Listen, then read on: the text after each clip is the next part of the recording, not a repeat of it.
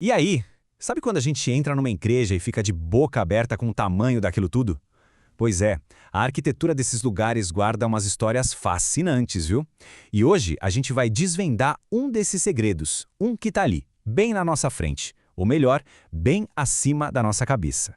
A grande questão é essa: por que raios a parte central de uma igreja se chama nave? Nave tipo de navio? O que tem a ver uma coisa com a outra, né? Parece meio aleatório, mas pode acreditar, a resposta para isso é uma viagem e tanto pela história, pela mitologia e pelo simbolismo.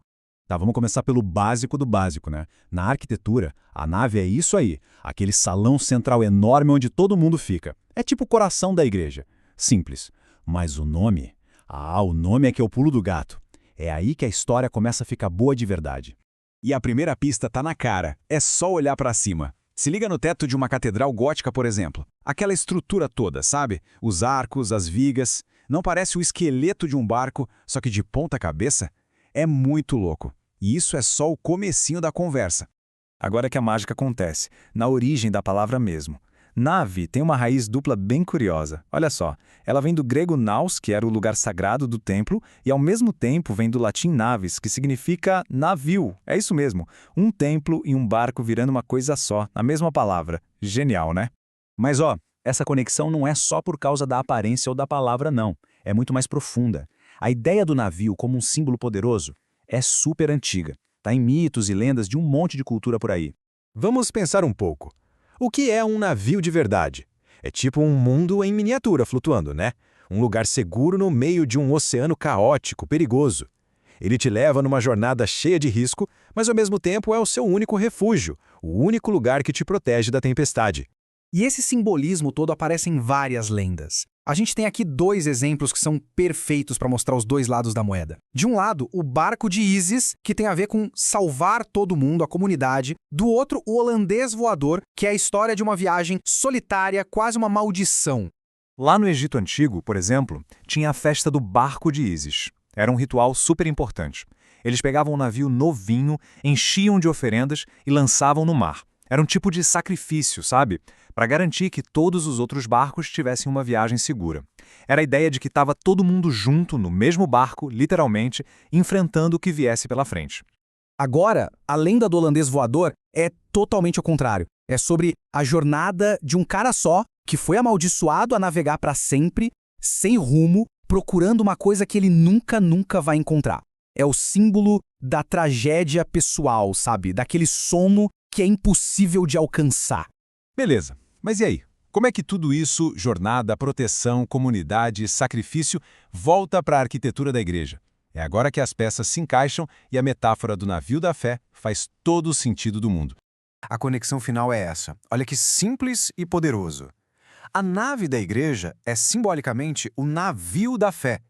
Pensa só. Do mesmo jeito que um barco protege a gente das ondas, do perigo do mar, a nave da igreja oferece um abrigo espiritual, um lugar para se proteger nas tempestades da vida. É um verdadeiro porto seguro. E tem mais uma camada aí que é bem legal.